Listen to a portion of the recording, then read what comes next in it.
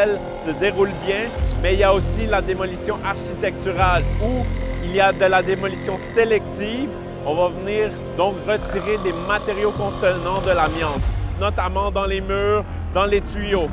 Pour ce faire, dans certains cas, on va venir faire des zones, on va cloisonner. Donc, on va venir faire des zones à l'intérieur, on va cloisonner, on va toiler certains secteurs.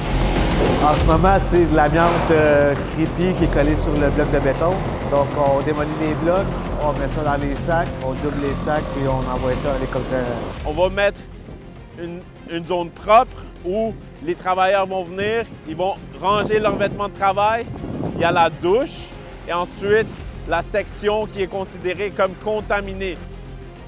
On met des plastiques pour faire une zone étanche le plus possible avec pression air négative. Comme ça, toute la poussière reste dans notre zone. On essaie d'arroser à la source le plus possible. On lave tous les outils si on a à les sortir.